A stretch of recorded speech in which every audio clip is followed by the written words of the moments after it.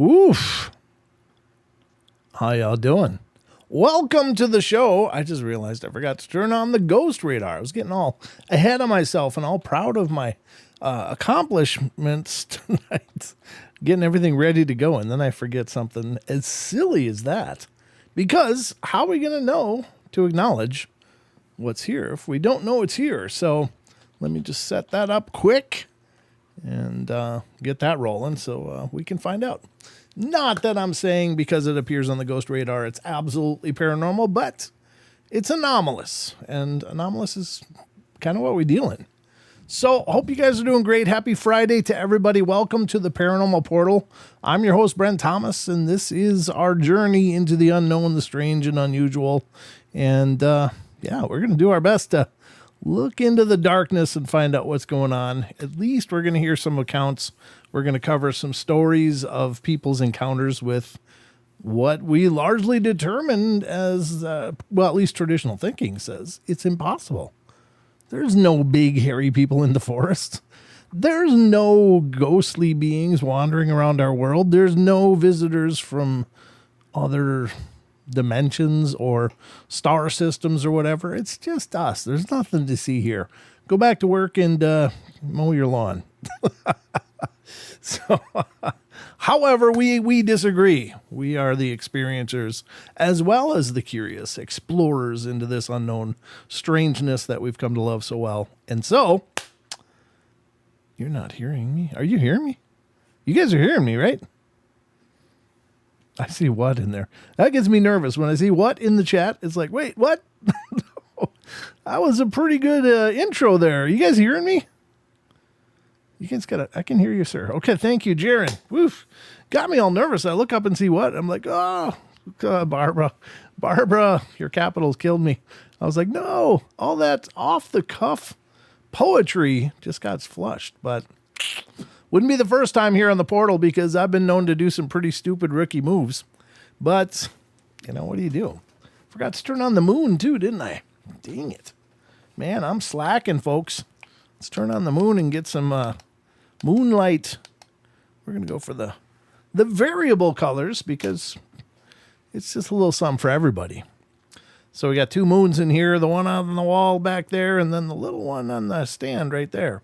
So, and in front of that are 2 of those cat balls. So if you see those flash, let me know because that's all part of the journey as well. So first and foremost, folks, I'm alone for now, but Sheldon will be along eventually. Of course, he is the big branch on my personal family tree, so he'll be along as soon as he can be.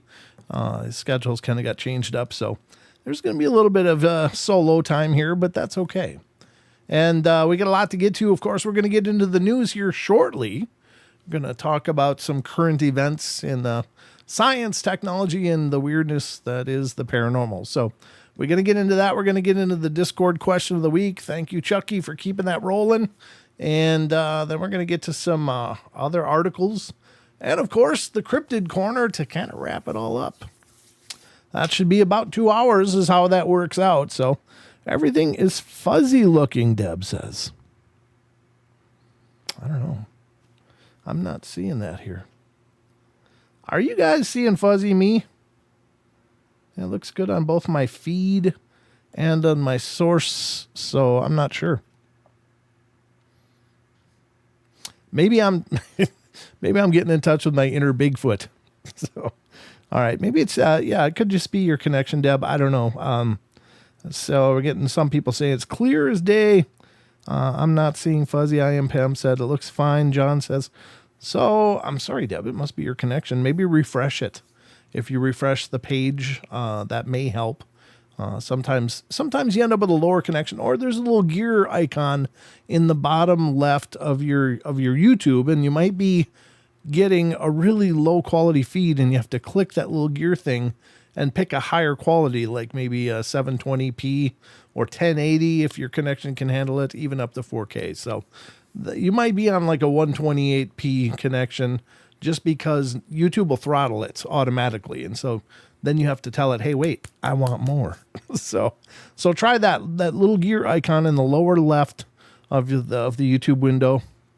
That should bring up your settings, and you can choose a better feed quality by doing that. So I hope that helps.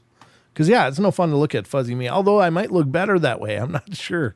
But, it depends on what your opinion of me, I guess, is. But so hello to everybody. Oh, it's good now. Okay, yeah, generally speaking, YouTube will throttle things up and down, and it may do it over and over. So until you click that gear and select the feed speed that you want or the quality that you want. So oftentimes it's a good idea just to click on that, even if it looks good now, and then choose the higher quality if you have a good connection. But at least 720p is good for most monitors.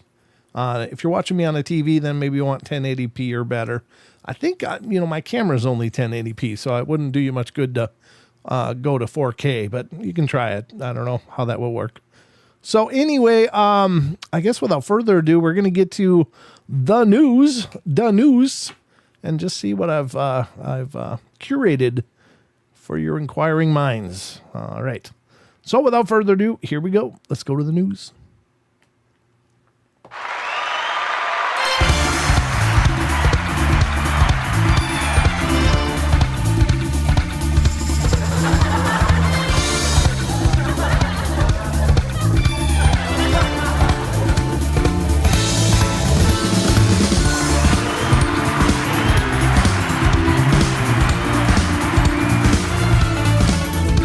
Trusted news by God, and your trust means everything to me. So with that in mind, welcome to the Paranormal Portal News Desk. I'm your anchor, Brent Thomas, and we're going to dive into the Paranormal Portal News and see just what I've pulled up for all of our benefit here. I often just open the page and go, yeah, that looks good. I never pre-read this stuff, so you're getting it the same time I am. I'm not, maybe to my own downfall. Sometimes I get these really long articles. It's like, oh, I can't read that. That'll take the whole news segment. So I sometimes just paraphrase those a little bit. But the first article up tonight on the news is coming from unexplained-mysteries.com. I just want to pull this up and see how it's framed. Oh, there we go. So unexplained-mysteries.com brings us the first one. That starts out with fossil licking. So I was like, oh, what's that? Is that like frog licking? Is this a weird thing? But anyway, let's check it out. World of the Bizarre article, Fossil Licking and Zombie Spiders among 2023's IG? Nobel Prize winners? What does that mean, IG? I don't know. The annual ceremony celebrates some of the strangest science projects imaginable. A parody of the better-known or more prestigious Nobel Prize, the IG Nobel Prize seeks to offer recognition to those who have contributed to the world of science in more unusual ways. The winners are typically those who have engaged in research into strange, bizarre, and often ludicrous ideas and concepts, and this year's recipients are no exception. In addition to receiving recognition for their work, the winners are also rewarded an almost completely useless Zimbabwean $10 trillion bill, which is worth around 40 cents in U.S. money. Good God, it's time to reset your currency if that's what it takes to get 40 cents. Perhaps the weirdest of this year's winners was a study into the use of deceased spiders as mechanical gripping zombies, an idea that is as strange and disturbing as it sounds. To achieve this, researchers in Texas pumped the bodies of dead wolf spiders with air so that they could use the arachnid's legs as a form of lightweight robotic gripping tool. Actually, that's kind of brilliant, I would think. Elsewhere, a team from the University of Southampton scooped up an award for their study into the sex lives of anchovies. What the hell? Can you believe somebody funds this stuff? I mean, come on. The wolf spider thing, okay. Well, you got small stuff. Why not utilize a structure that's already small and can be utilized for gripping small things, like an exoskeleton of some kind of spider or bug?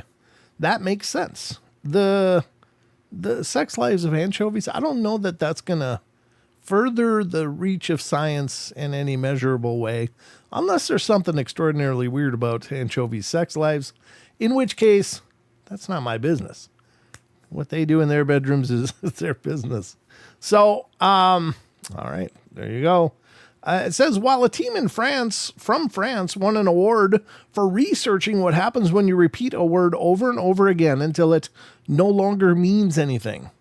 God, I can do that like 3 times. It's like, well, what the hell? That's weird. Why do we say that for this? It's just the way my brain works. The Chemistry and Geography Prize this year went to Jan Zalesiewicz. I don't know. I'm just going to blunder out a bunch of sounds and hopefully that matches. Who looked into the age-old art of licking fossils, while the Psychology Prize went to a team who investigated whether people will stop and look up at the sky if they see others doing the same thing. People get paid for this stuff. Come on. Really? The full ceremony, which is just as wacky as the prize winners themselves, can be viewed below. And it's as compelling as I'm sure that would be to watch. We're going to probably skip that. We're just going to skip it. We're not going to watch that video. I don't have permission. That's what I'm going with. I didn't get their permission to show it. Even though I could probably do it for fair use, I really don't care enough to show it. So anyway, let's get back to the next. Oops, there's the one. The next article on our news fest tonight. And that is coming also from unexplained-mysteries.com. I pulled up 4 for you guys tonight. So hopefully they're absolutely interesting and you find value in their inclusion into our show, because this one's been kind of hot off the presses lately, folks.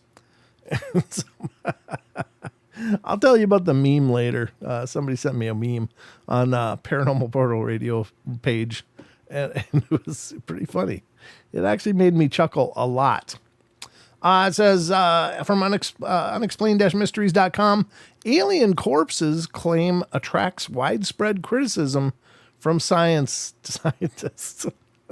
These are the one that Don was talking about. And now, granted, at the time I was like, well, I don't know. I couldn't really see it because he was showing me on his screen across the way. But now that I see it better, what the hell? Could it be? Maybe. I don't know anything about alien biology and what their bodies should look like versus what this does look like. But I think I've seen nicer pinch pots come out of the kindergarten classes than what's being represented here as an alien.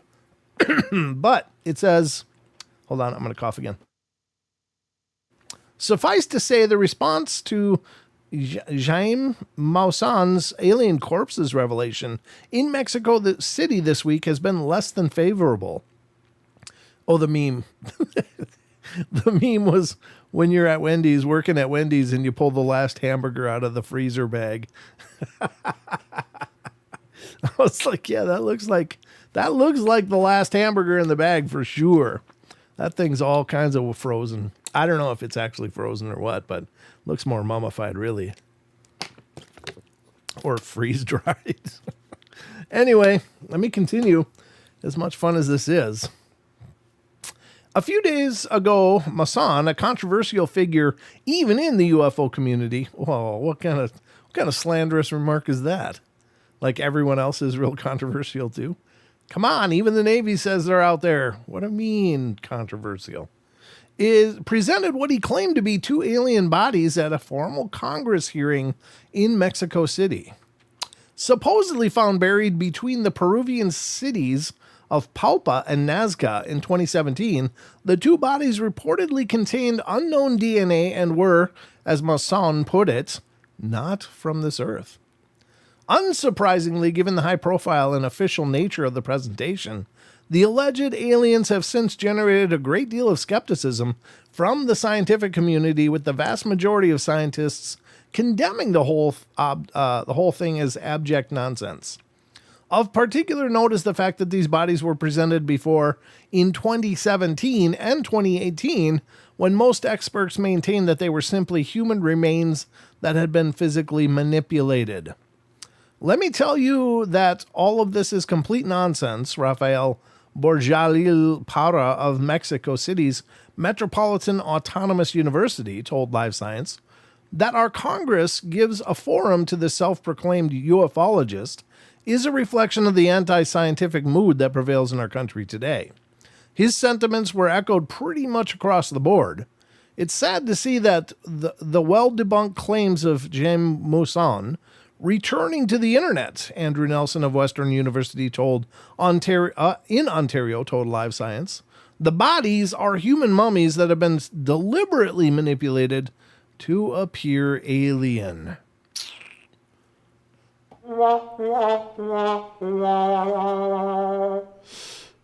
Yeah, there's your tax dollars at work, Mexico. I don't know what this guy does for a living other than obviously try to perpetuate his own claims, but I don't know how that even started out as a human body, to be honest with you.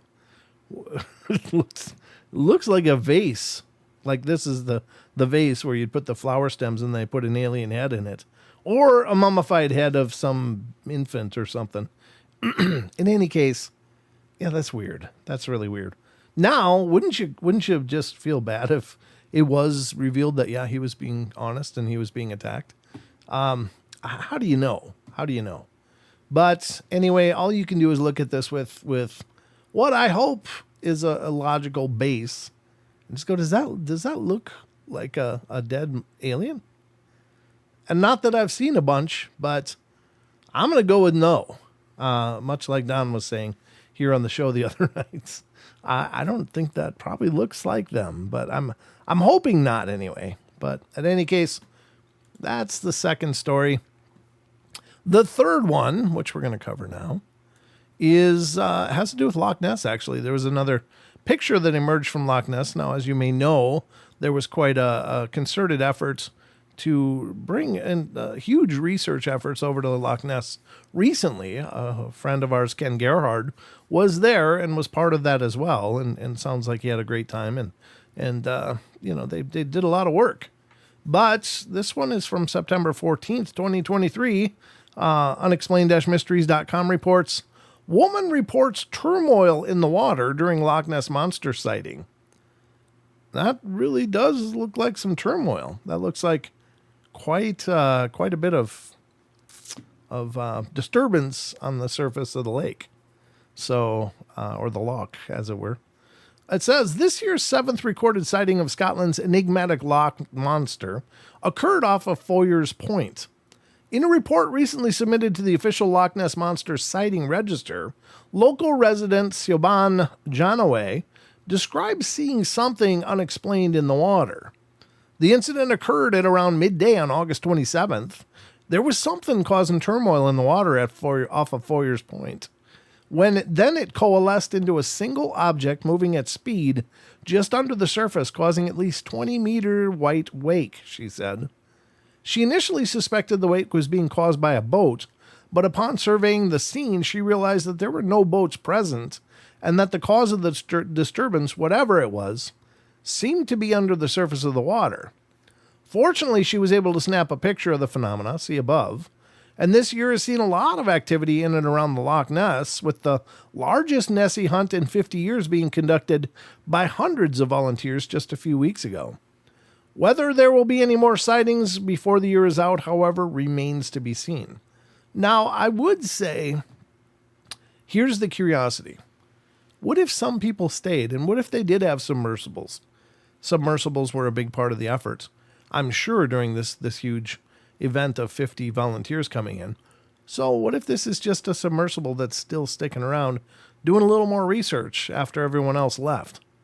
And at least, you got to give that some consideration, because I'm sure some of their efforts were underwater. So I don't know. I don't know for sure, but it is curious. I mean, it does truly look like a huge wake is being kicked up by something, but I don't think you can jump to it must be Nessie.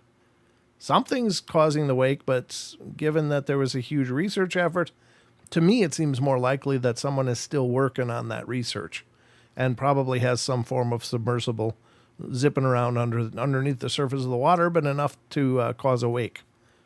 Again, I don't know. Either or is reasonable, but I don't know if that's enough. There's nothing visible to say, hey, that's Nessie. That's for sure Nessie. So that's my position. All right, let's get to the next one on our News Festival of Fun here. And this one is the last one for the night from the news. And this one is coming from unexplained-mysteries.com as well.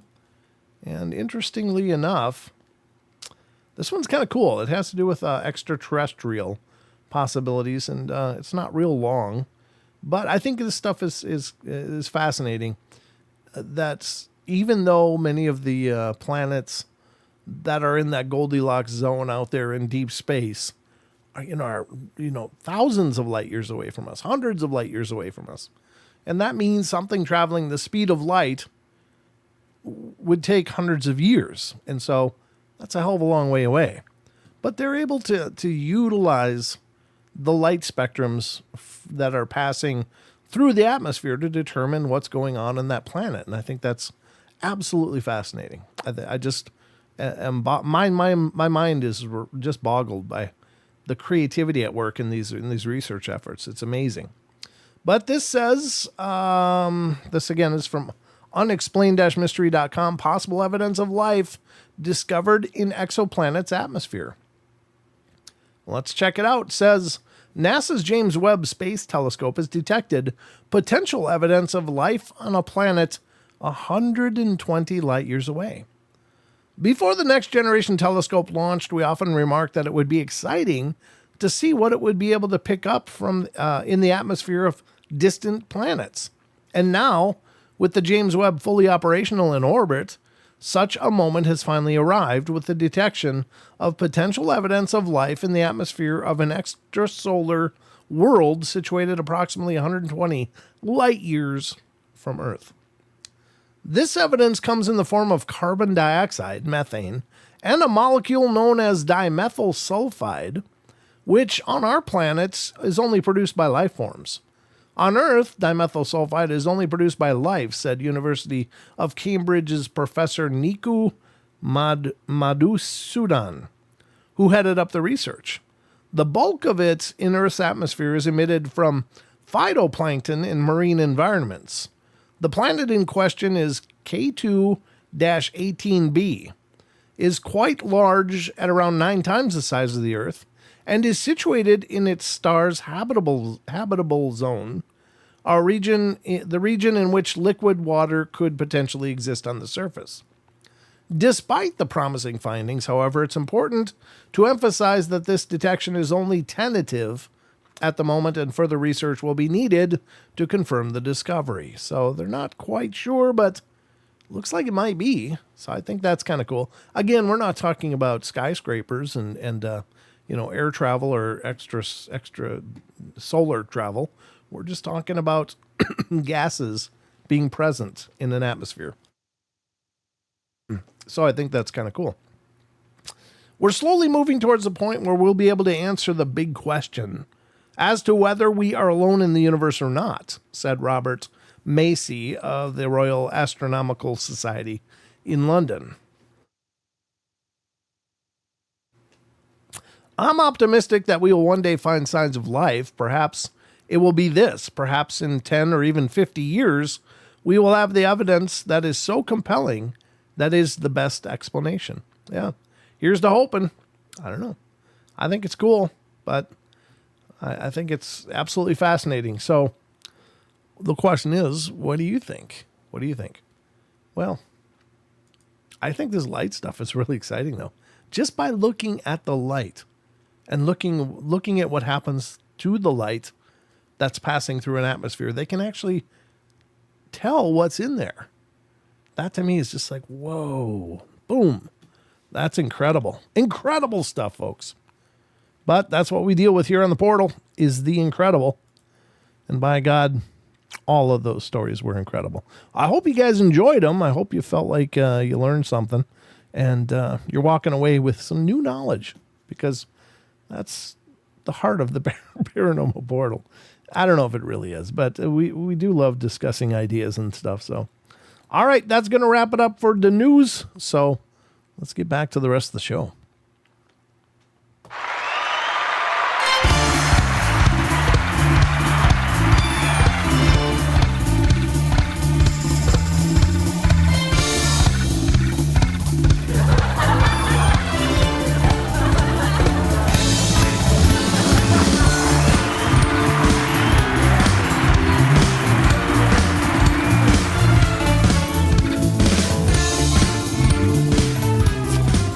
It's the most trusted news, ladies and gentlemen. And hopefully I'm your most trusted host. So I don't see Sheldon quite yet. I know he'll be along as soon as he can be. We'll have to see. Have to see just when he's going to make it. He wasn't quite sure, but we'll keep checking. He may just be able to join, as I did send a Skype invite, even though he wasn't actually there to accept it. I think it'll sit on his system and just be ready for him to pick up when he's ready to come on.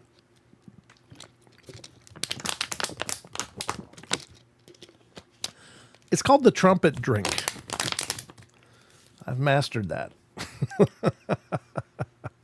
All right, folks. So, I guess that's going to bring us to the next segment of our show, which is a fun one that we've been doing for quite a while now, when we've established our Discord community. And if you're not familiar with it, we have a Discord server. And what is that? Well, Discord is a place where you can message back and forth and talk to people in any given group. Well, the Paranormal Portal has one of those. And special thanks to K-Love for all of her amazing donations, which gave us the ability to have a static URL. That URL is pinned into the YouTube chat, so you can see it pinned at the top. And if you are a Discord user, click that link. If you're not, click that link, and you can make an account and such. But you'll be brought to Discord, and then you can be a part of all these discussions. So here's the thing: if you like the chat community, on YouTube. You're going to love Discord because a lot of these same people that are discussing all of these wonderful ideas in the chat on YouTube are also the large portion of our Discord audience. And they're continuing those dialogues after the shows and stuff.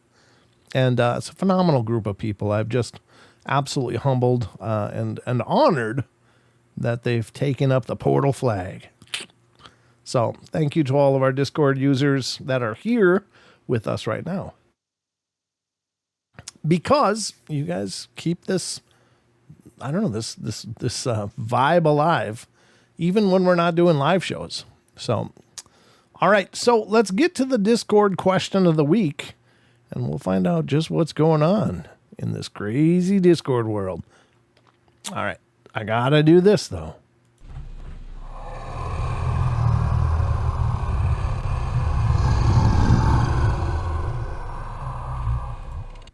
All right. Whoa, I pulled it right over on my face.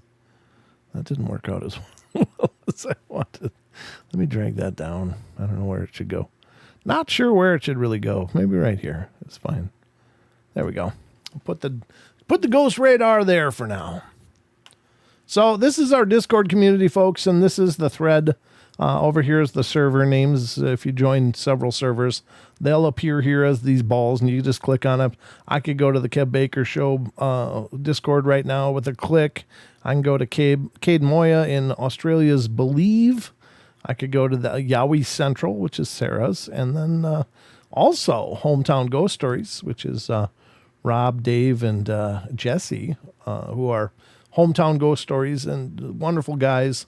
They've become fast friends of mine here on the online paranormal world. I've been on their show many times, and we're going to get them back on our show. I'm just so disorganized since I've come back, but we got to get the Hometown Ghost Stories guys over here again because they're just a laugh, just a great fun crew. And then of course Paranormal Portal. And if you look over, so you click on Paranormal Portal, here's the different threads. This is the one in question. The one in question is the Discord question of the week. And so you click on Discord question of the week or questions of the week, and that brings you here. And now Chucky's been handling this for us. Thank you again, Chucky.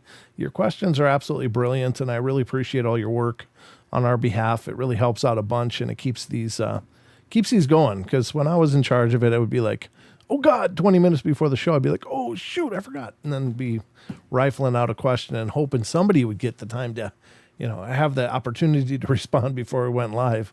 But Chucky's been doing it and doing a much better job than I did at it. So thank you, Chucky, for your help with this. You are so appreciated, brother.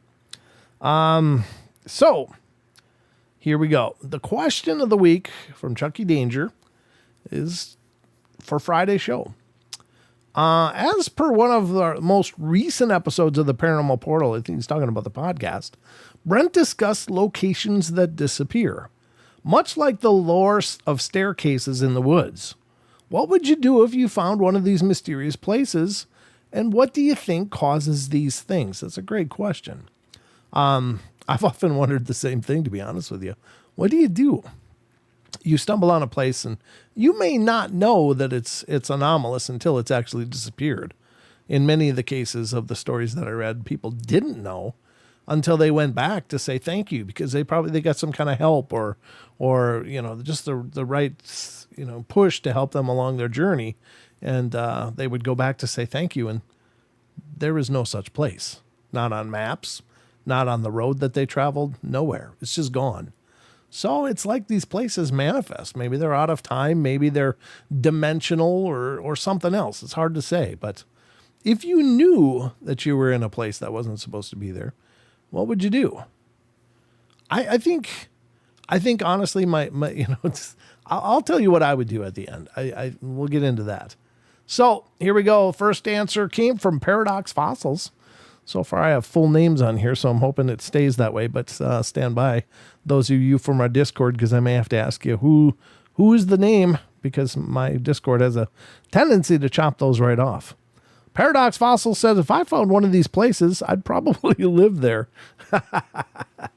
Yeah, sometimes the whole idea of getting away from all the craziness that is our world it doesn't look so bad, you know? I don't know what kind of craziness is their world for sure, but a lot of these places seem pretty decent. Some of them are kind of horrible, though. But I guess if it looked like a nice place, maybe it'd be great to just stick around. If they'd let you. Maybe they wouldn't let you. I don't know. All right, coming up next, Raw MMJ says, I seen a few. I seen a cave entrance to Fraggle Rock. Oh, okay. All right, yeah. Okay, I've seen. All right, Fraggle Rock, it's kind of a comedy thing. And I really would like these discussions to stay serious. I realize it's a great opportunity to make a joke or something, but since we're going to go to the trouble to read these on the show, please keep the responses serious. I'm going to keep reading in case there's something of merit in here, but so far I'm not real optimistic. Cave walls, walked inside alone. I've seen a lot of doorways inside of buildings, to other buildings to be exact, and other locations altogether. Also, as a kid, there was what I call a shortcut, where a kid can run from an attacker, go around a specific track in the wilderness, and basically through a specified individual action, can jump off a small rock a few yards tall and land 20 miles away. I don't know. I don't know what to do with this. Oops, got to go. Tonight's 20-year anniversary. Okay, well, happy anniversary. For that, I appreciate it. I'm just going to skip over that. Okay. Let's go to Chasing Mound Builders. Let's see what he's got to say. Shifting states of reality. The question I would pose is, if it's something that seems out of place, then vanishes, did it vanish or was it a creation to begin with? With my view of reality being entirely mental, I see it that way. Not that it's right, but I think we create these things. That's possible. That's a great take. Are they a form of complex tulpa? You know, that people are in need, and so they generate these places. I don't know. It's anybody's guess, and that's a great take. He could be right. Could be manifest by the person that needs some help or is in a bad place, and, I don't know. The people that are involved in these things don't know that they're doing it, though. And they just say they appear just out of nowhere. So is it a divine intervention? I don't know. Again, you be the judge, but I think that's a great take. There certainly could be. ZX81V2 says, in all the stories I've read and heard about that involve places vanishing or reappearing, keep away. If they vanish once, chances are they will again. Yeah. Well, that's interesting that you should say that. There's some esoteric practices that talk about gateway spells.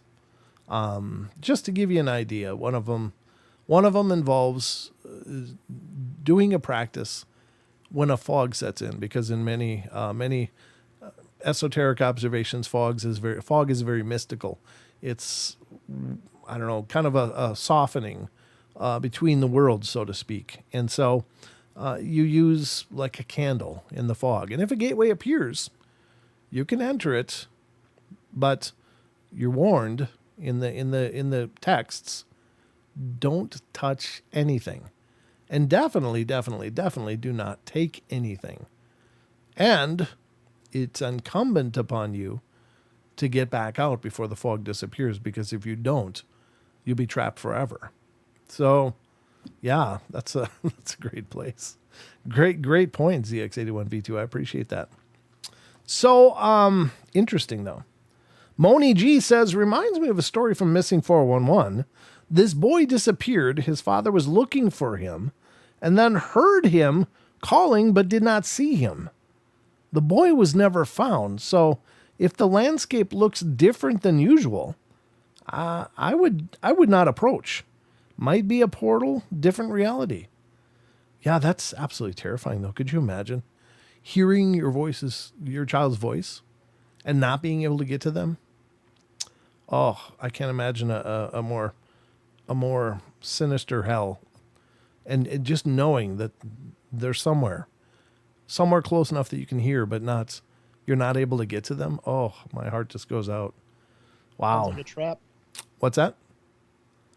That would sound like a trap to me. Yeah, it would. That sure would. And certainly the missing 411 talks about that kind of thing quite a bit. Like people are maybe lured into something. Maybe they're disappeared somehow. But yeah, there does seem to be merit for at least some of this to be missing 411 related. Glad you could join us, Sheldon. Thank you. Yes, I've made it back and I'm here. Did you just get here? Yeah. Like okay. literally less than a minute. Less than a minute, he said. Okay. Yeah. Very good. Well, now you're on screen as well. But I don't know what you have up, so do you want me to just continue reading? I was reading before I just got on. Okay. Did you got through ZX81 V2, right? Not the second one though. I just got through Moni G's. Yep. Okay. All right. So now we'll go through ZX81 V2 second.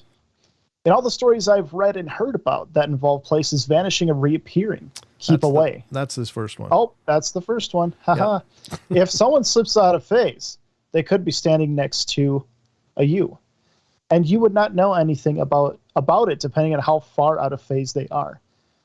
Oh, like almost like kind of like in a sense being trapped in like a spiritual world type of thing where you're among other people but you can't interact at all. Yep.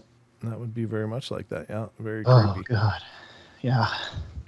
Eric the Purple Hobbit coming in saying, you see the gravitational pull or force of the sun combined with the rotation of the moon equals a force greater than the perimeter of the Earth around the equation of time equals space. And weird things like these in Dodd's beard bathed in the light of Venus are just bound to happen. Yeah, once you throw in the beard equation, it all gets goofy.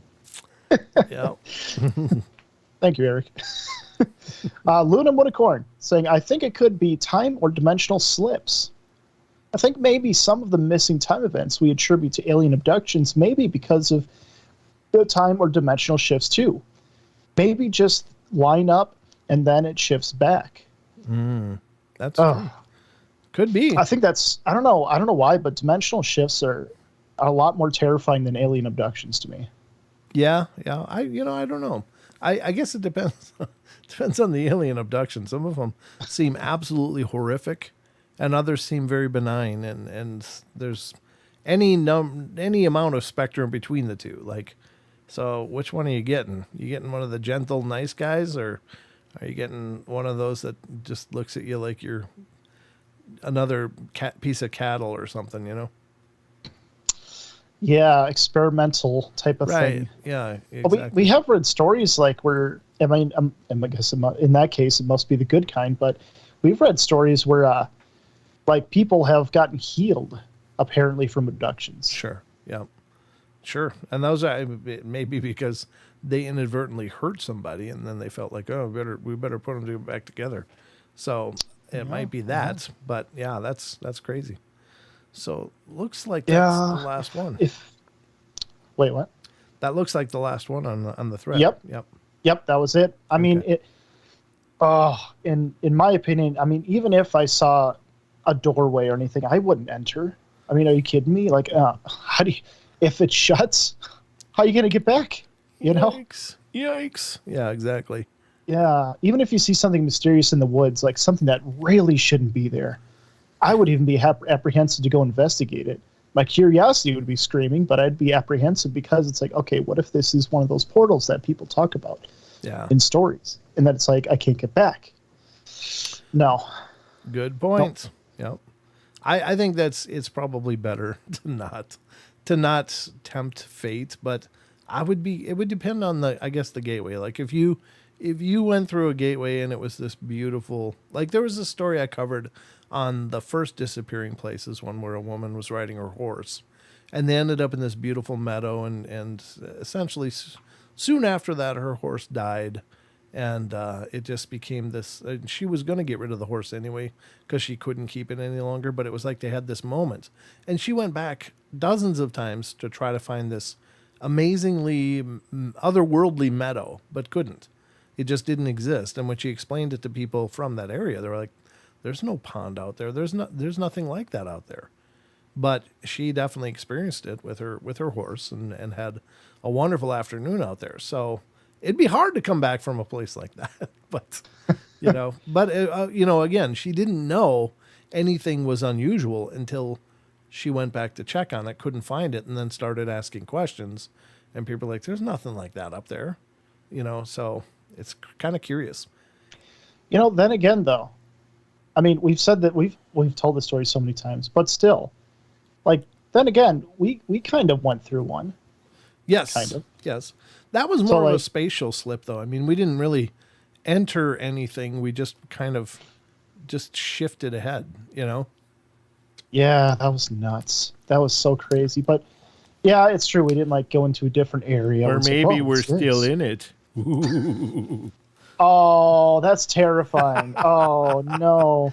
Maybe. We're in the Twilight Zone. No. Yeah, well, that's where I live. That's why everything's all screwed up. That makes sense.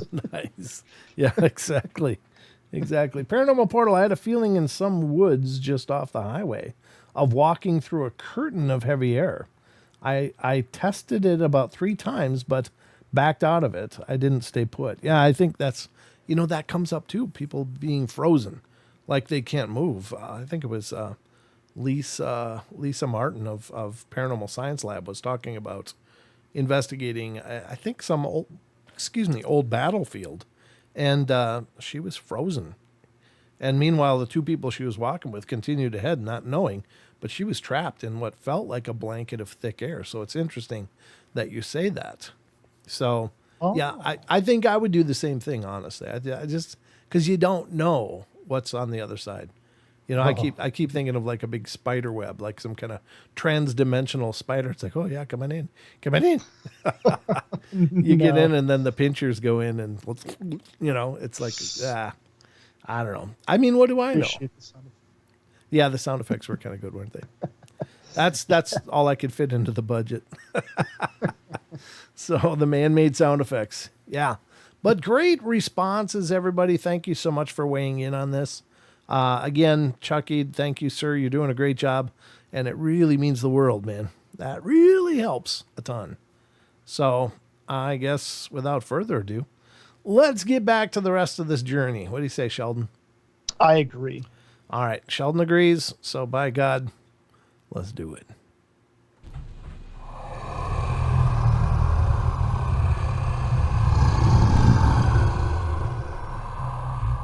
Ooh-wee.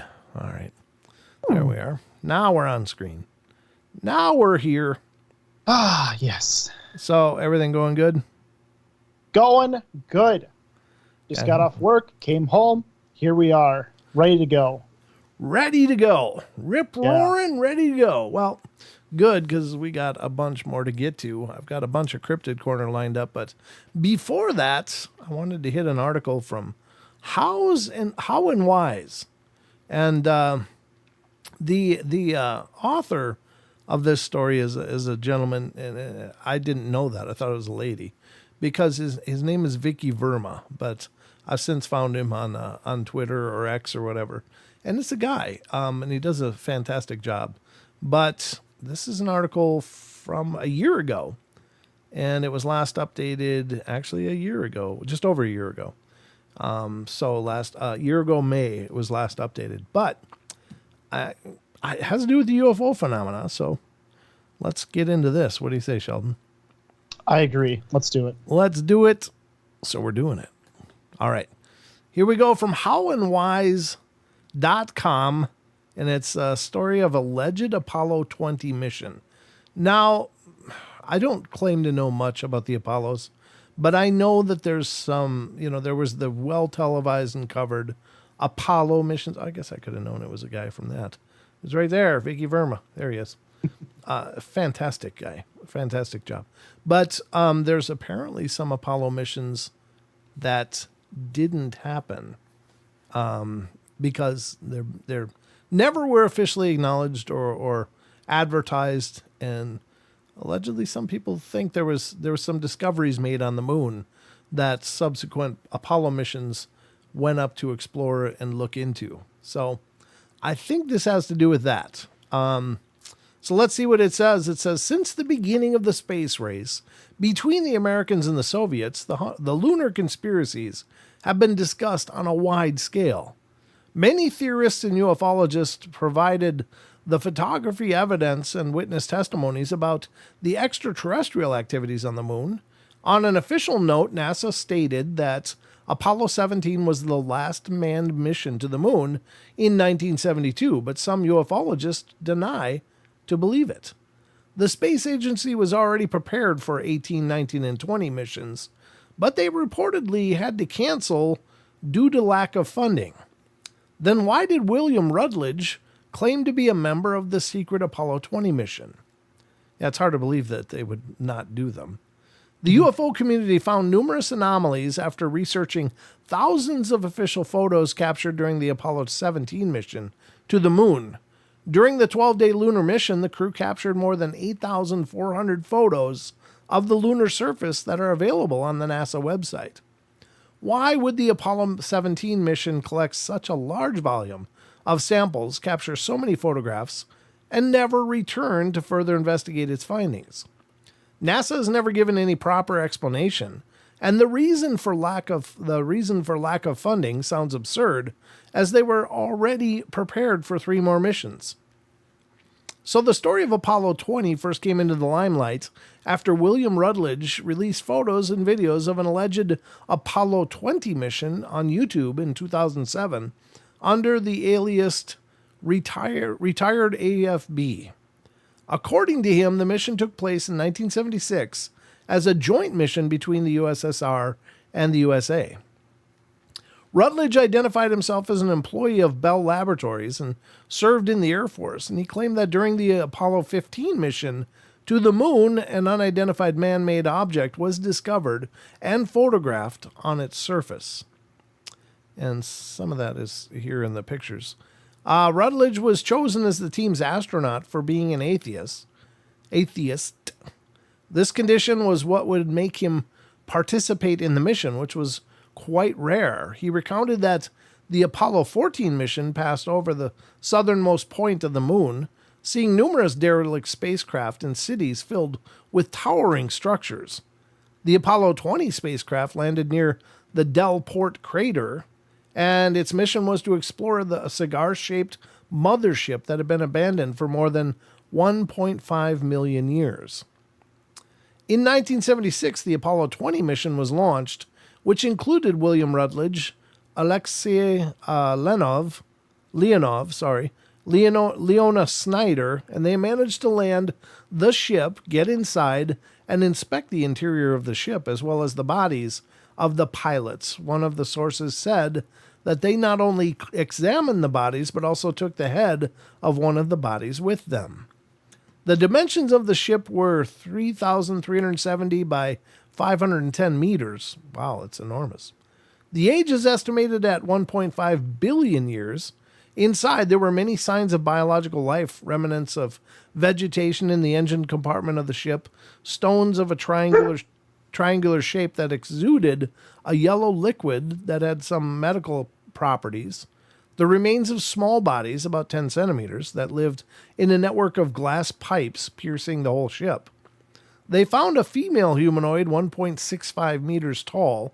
She had genitals, hair, 6 fingers. She was a pilot. And there was an aerobatics device connected to her fingers and eyes. The body had no clothes. And they had to cut two cables connected to the nose without nostrils. Leonov detached the device from the eyes. Blood clots or biofluids burst and froze in the mouth, eyes, nose, and parts of the body. Some parts of the body were in unusually good condition. Her hair, skin were protected by a thin, transparent layer of protection. The condition seemed neither dead nor alive. The booth was full of inscriptions and formed from long, hollow hexagonal tubes. Apollo 20 fake or real? Popularly known as the Apollo 20 hoax, many fact-checkers called this data fake. But Scott Waring, a Taiwan-based self-proclaimed UFO hunter, said the mission was 100% real. Now, if you're into UFO research, you're going to see the name Scott Waring all over the place. He's really made himself kind of a household name.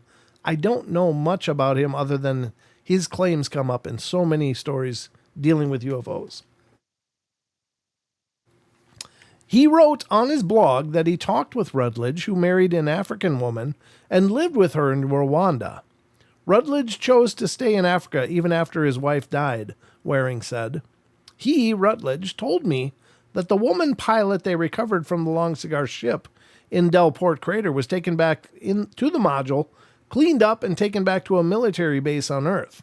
He said she is not dead, not alive, but in a coma or hibernation state even today.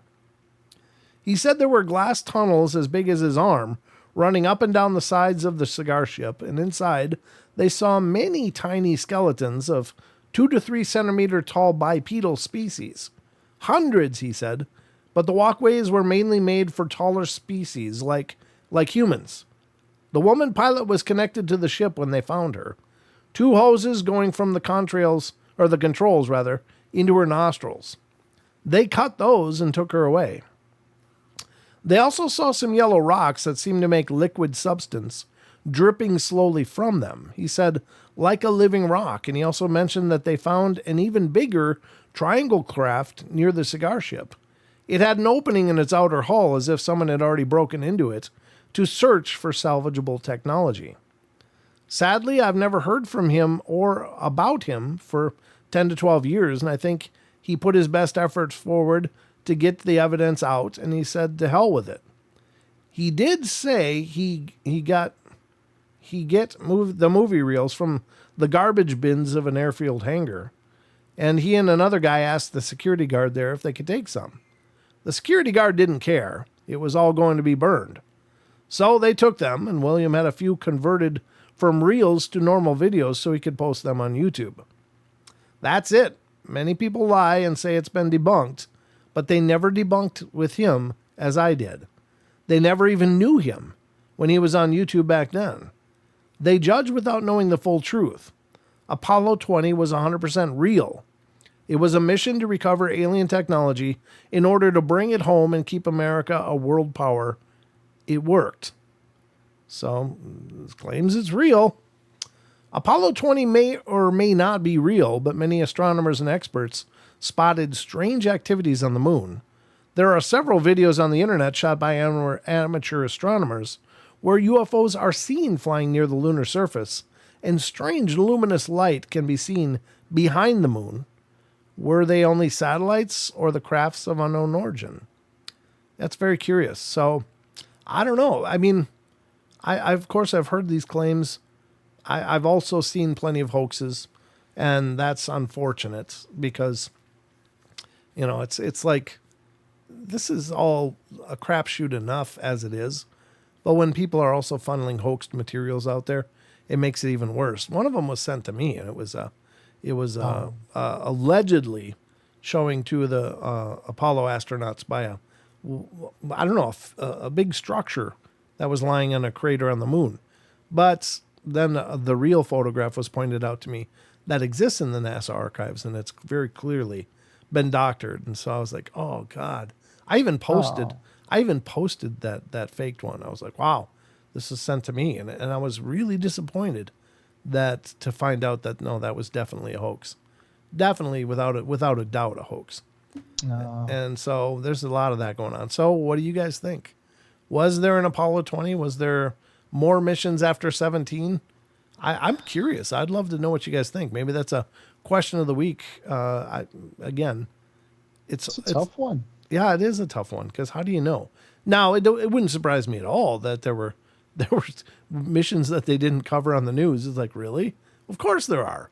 Even to this day, there's a bunch of stuff that will never see the light of truth or at least openness.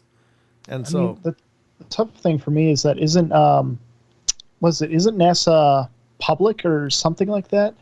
Yeah, but they're government funded. So, I mean, they are, but they aren't. So, and again, some of what NASA does is on the surface and some of it is special projects, as you can imagine. So, yeah. So, I mean, plus, I mean, as far as the government acknowledging that aliens are real and that, you know, I don't know if they admitted we've seen their technology or whatnot. I would imagine so, but yeah. It wouldn't surprise me if it was. It really wouldn't. Not too much. Not too much. Yeah, because it seems likely Yeah. It seems likely that we're getting the wool pulled over our eyes, probably now more than ever, because even in light of the videos that have been released and confirmed by the Pentagon, the videos that were maybe not officially released, but they were confirmed to be valid Yeah. by the Pentagon, showing the pyramid structure that was captured out in by the Navy, and as well as the Tic Tac craft, as well as any number of the David Grush presentation to Congress was very powerful. I mean, something's going on. There's a lot going on there that obviously wasn't seen fit to let us know, But again, I do also believe that it's a minefield of sorts, because you can't just say that, well, one thing is possible, well, then everything's possible, because there's a lot of claims out there that are really, really bizarre. And, so it gets down to the individual.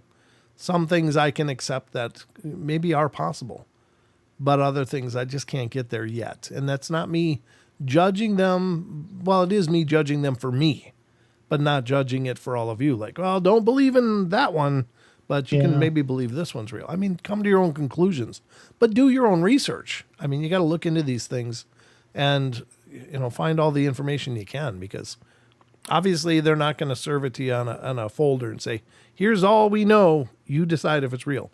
You got to go out there and dig, and you got to look, and you got to weigh and measure what you find for validity or whether it's real or BS. And who knows? It's hard to say sometimes. I mean, the one thing it's one of those things I give them credit, but I also worried about it. But how transparent the government's finally being about aliens and UFOs and whatnot. It's like, wow, okay, cool. But then it's like, wait, why are you telling us all this? Wait a minute. It's like, I'm so conditioned to, be like, what are you pulling the wool over our eyes about? What's really happening here? What's going on? It's hard to say, and you're right. That's the tricky part. But I think some of it comes out. Maybe, I don't know. It seems like it's planned. Like, I can't believe that they just suddenly got a rush of conscience and said, "Oh, we have a right. They have a right to know. We should tell them." I don't think that was happening. I think that either the fact that those Tic Tac videos were allegedly leaked, that somebody had a bit of conscience, or at least it's serving an agenda. And even then, you got to wonder why. It'd be great to think that, well, somebody just thought better of it and decided to blow the whistle. Or is there something else at work? When you're thinking of funding and all of that, maybe they're going to go for more funding, because everybody's got a new office of, especially NASA now is like, got this new office of, a think tank, so to speak, talking about how to handle first contact. It's like, really? I don't think I want you guys in charge, first of all. Yeah. Because obviously you haven't been real forthcoming. And they threw everybody under the bus for decades that had claims. Like, okay, tinfoil hat boy. It's not fair that they've discarded people's experiences just because they could. And now all of a sudden they want to be trusted with, deciding our best approach forward. It's like, you guys knew for all this time and didn't tell anybody. So I don't know how accurate I am with this, but I believe it was like a month ago when the one guy, whistleblower from the DOD, came out and was sitting in front of Congress or the Senate, whatever. Yeah, David Grush. And during all that, someone I was watching said that, like, apparently this was an agreement that was made many years ago, that they would be forthcoming about certain things, and now this is that time coming. I don't know. Oh, right. Yeah, I think I said that because I had seen this. I think it was from Gaia. It was a Gaia ad that I saw, and I don't have Gaia personally. I mean, it seems like it'd be a neat channel to have to watch and stuff, but I don't have it. But basically there was an agreement that the aliens wouldn't reveal themselves because they were convinced by whoever represented us in that meeting that people couldn't handle it, weren't ready. But if they gave us some time, then, the truth would come out. And so the aliens agreed to work more, under the cover of secrecy and darkness, in light of the fact that someday it would become common knowledge. And so maybe there was a deadline that was agreed to that is now fast approaching, where the aliens are like, hey, you said this long, we're going to be bringing in the mothership, or something. Something to that effect. So I don't know. I mean, it's all speculative, because we're coming from a very uninformed place to try to make sense of all this weirdness. So I don't know. Yeah, it's hard to say. Yep. It's one of those things where I just, I feel like there's, like, it's almost like it's preparing us for something. So Sure. I mean, it would make sense in a way, but yeah, to what end, I guess? To what end? Exactly. We don't know what the end game is. Is this when our new extraterrestrial overlords come into play? Yeah, maybe. But even then, it's like, well, they can't do worse than we've done. Unless they're going to terraform this into a place we can't live. Then it's like they ran out of resources. Now they're here for Earth. Maybe. Yeah, you never know. I mean, I don't know. I can't even imagine. But anyway, what? Well, that's even more terrifying, because the guy who went in front of Congress, or I can't remember his name already, but they asked him what are our chances against them, and he said absolutely zero. Yeah, none. No chance. And it's what we speculated anyway. Yeah. But still, it's that hearing that confirmation from someone in government that's like, ooh, okay. Yeah. Let's hope they're nice. Well, that's just it. And I maintain that, if they were here to take over, I believe they would have done it when it was way easier, when we didn't have things like nuke, because maybe they can intercept those things. But if they want to take over the planet, why would they want us to irradiate it first, or allow us to? And maybe they wouldn't. But my point is this would have been way easier to do in the 1800s than it is now, Yeah, that's true. So when people had horses and trains to get around on, and that was about it. How far back, what is the earliest records? I mean, I would think during the times of the pyramids, but what is the earliest records of people spotting UFOs? The Sumerian is the oldest that I know of, and that's from, ancient Sumeria, which is, basically Iraq. But there's mention of the Anunnaki that I think is one of the first ones that is in their cuneiform tablets. So they mentioned, way back then, of being, even aided and assisted and by these beings. And it's very compelling, because a lot of these ancient records include knowledge of astronomical bodies that we didn't learn until the more recent telescopes came. So they had these ancient people somehow had more, at least a surprising amount of astronomical knowledge than we did for thousands of years past then. So how'd they get that? It's weird, very weird.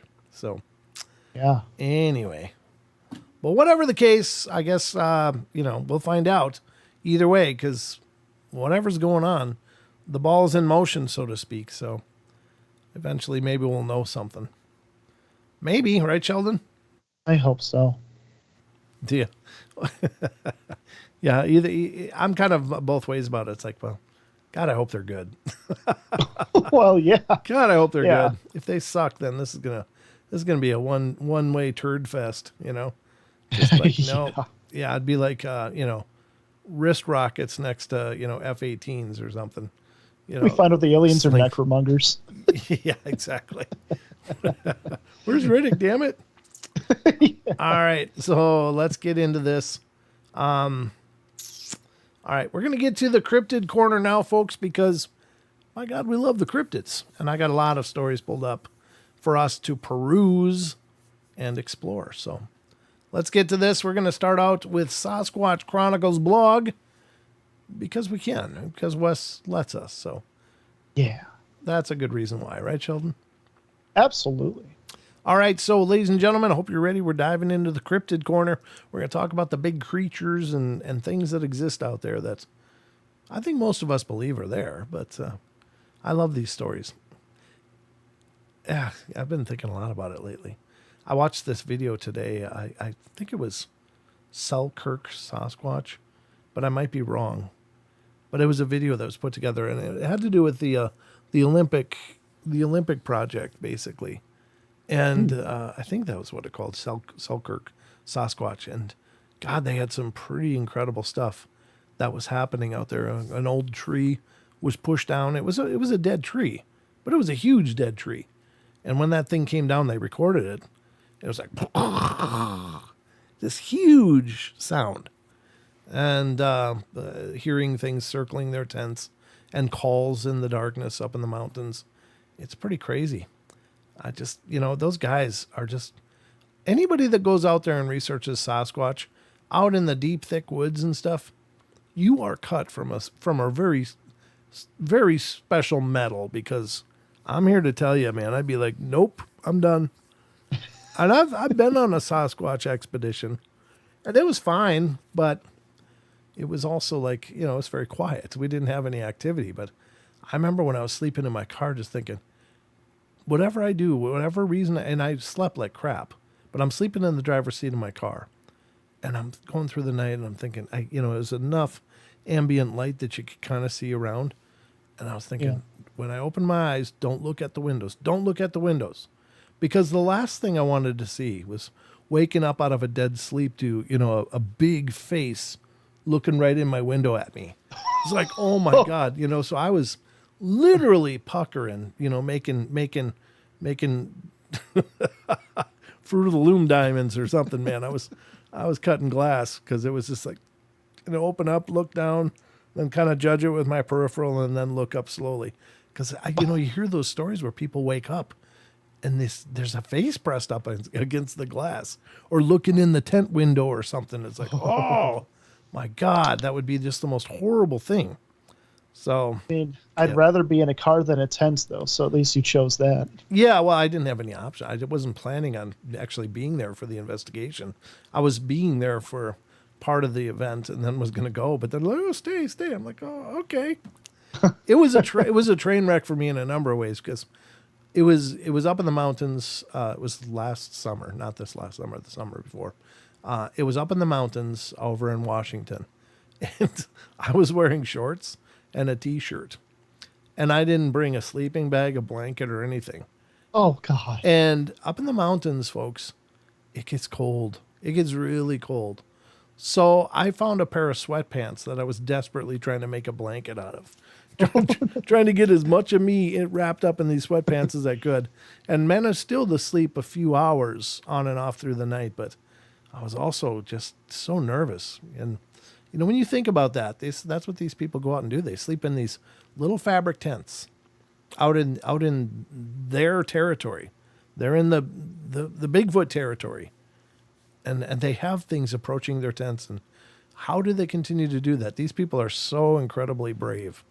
So anyway, that's my one expedition experience. But next time I would bring blankets. I'm just going to say I would bring blankets and pillows and a blow-up mattress or something to put in my car, and try to get at least a little more comfortable. But yeah, it was still a neat experience. Don't get me wrong. I had a blast, and I have a story now, but it was pretty creepy. So I want a transparent tent, but my neighbors said no.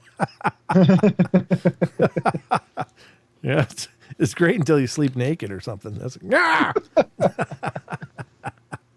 all right. Let's get to some cryptids and find out what's going on people are experiencing in the Bigfoot, Dogman, etc. world. So, without further ado, are you ready, Sheldon? Always. All right. First up comes an article from Sasquatch Chronicles. Again, special thanks to Mr. Wes Germer for letting us use his material. These are emails that he's sent. And again, I can only encourage you guys, go check out Sasquatch Chronicles blog. It's amazing, sasquatchchronicles.com. Read the blog, because there's so much that Wes posts in there, some of which are emails that people have sent him, and others are just, work being done by other groups and other podcasts and episodes. I mean, he's so cool about posting everything that he finds relevant. So you're going to spend a lot of time over there, but it'll be worth your time because you'll become aware of a lot of things that are going on. So this is from September 14th. This thing looked like a huge gorilla. Yeah, I can't imagine. God, could you imagine? Just think about that. I can't. No, that's terrifying. A listener writes, I just discovered your podcast a month ago, and it's made me look at an experience I had as a kid in a different way. When I was a teen, I was with my friend in the backyard on my huge trampoline. The only light we had was from my house. We had the door open. My back was to the house, and my friend was sitting in front of me, so she was seeing my house, and she was chatting away, and suddenly I just see something to my right, but I just kept acting like I wasn't aware of this person. I was bracing myself for being scared. So I kept an eye on it, and it started peeking from my shed and then moved to our burn barrel area. This was all silhouette because of the way the alley lights were situated and the light from the house was. I could just see the silhouette. It looked human, but when it moved from the barn barrel, I saw movement to my left, and it wasn't human anymore. No sound was heard, and I just stopped talking. I couldn't move. I was so scared by what I saw. My friend looked at me, and then where I was looking, and then back at me, and then back, and said out loud, "What is that?" Over and over. This thing looked like a huge gorilla. I saw half of the silhouette. I couldn't speak. I became so terrified. My friend just kept looking, and then I saw movement to my left, so it bolted from where I saw the gorilla silhouette to the side of my house. And all of this is going on. I'm stupidly thinking it's heading to the gate of my fence because there was a fence surrounding part of the yard. I said to my friend, "Let's go." I tried pulling her, but nothing. So I ran in the house. Still left her friend. I feel so bad for leaving, but I had watched this thing from the start, and she eventually came in, and we were in tears and shaking. Not one sound came from any of the movements, and that mass moved. Left to the side of my house was not humanoid. Not the humanoid I first saw. What? Not one sound came from any movement, and that mass that moved left to the side of my house was not the humanoid I first saw. Too big, too fast. After I said to my friend, "Draw what you saw and I'll draw what I saw," and to the best of our abilities, we drew a gorilla-like silhouette. My family didn't believe us, but Bigfoot did enter my mind, but I thought no, because this was on all fours. I saw the muscle outline, but I was also, no, that is not right, because I live in Indiana and I don't live near woods. I live in a neighborhood. For years, I thought it was a shadow person morphing into a gorilla, but when I heard from your podcast that people see them on all fours, my gut twisted, and I just had it haunt me. I'm confused. I'm 38 now, and it still haunts me.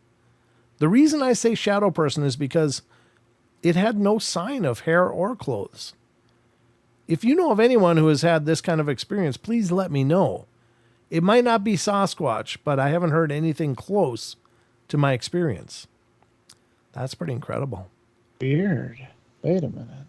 So, that's the thing, though. A lot of, and I was guilty of this for a number of years, is that you always think, well, you got to go to the woods. You got to go out to the thick woods because they avoid people. And I think they do.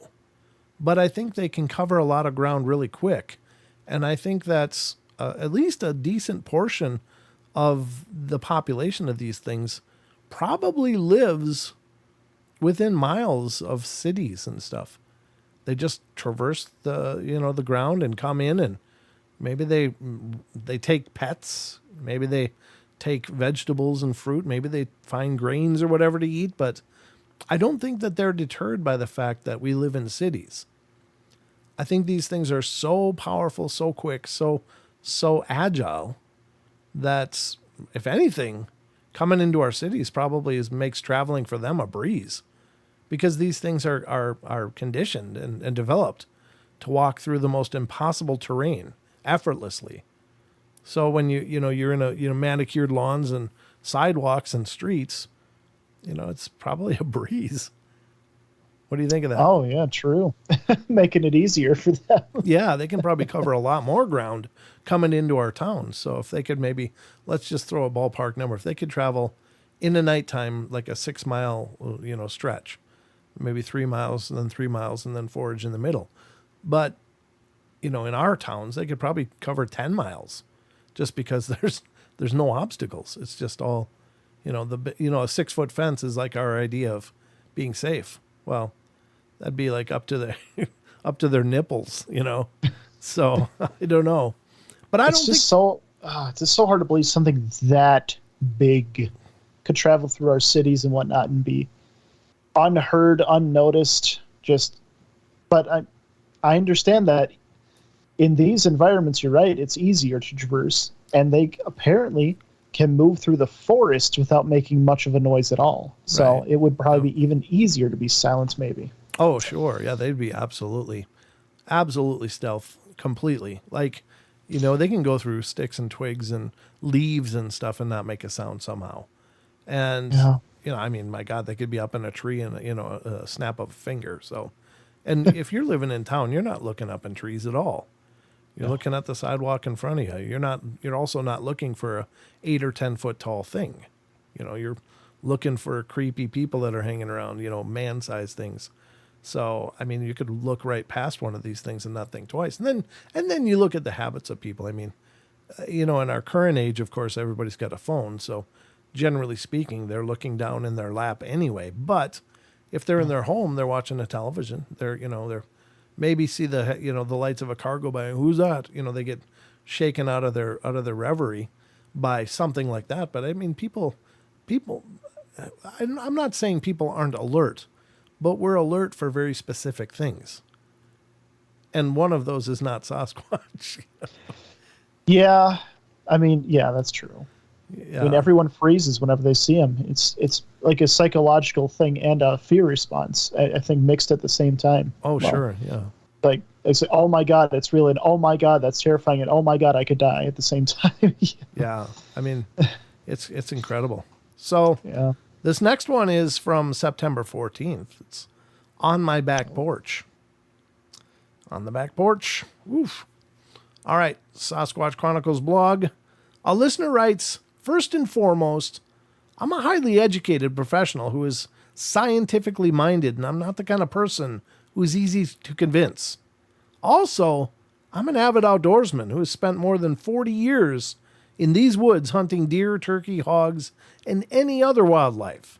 I debated making this report for some time, but ultimately decided to proceed with the idea that perhaps my report may be a key piece to a larger puzzle. In 2016, my wife and I purchased 2.5 acres off the beaten path, bordering a larger 700-acre cattle ranch, which butts up to an extremely rugged and wooded area close to Mark Twain National Park. There are a few homes in our area, all of which sit on multiple wooded acres. The first incident sighting occurred in February of 2017. While building our home, I was living in an RV on our land. In the previous nights, my propane heater had run out of gas, leaving me freezing cold. One evening at around 2 a.m., I was awake, waiting to hear the distinct noise of my heater kicking on, at which point exhaust would shoot out of a vent next to the door in the bedroom where I was sleeping. While sitting in the dark, I heard the thermostat make its clicking noise, instantly followed by the sound of my heater starting up. As soon as I heard the heater activate, the sound of the exhaust exiting the pipe was clearly heard. At that moment, something very large hit or pushed the side of a 29-foot camper, rocking the entire structure to the point that items fell off my dresser. I had a 9mm and a flashlight in my room. It took me a few minutes to gather myself, but I finally opened my door with a gun and light and began to search around the camper. I looked all around my camper but found no indication of anybody. My property is heavily wooded, and located on a dead-end gravel road.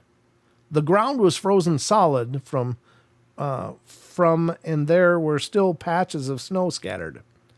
As I searched around the camper, I noticed a light behind my camper, hovering about 10 feet off the ground.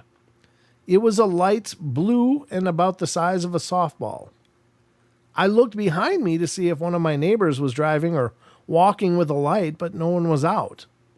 I turned back around and watched this light make its way directly away from me and drift on a straight line off my property onto the 700-acre farm.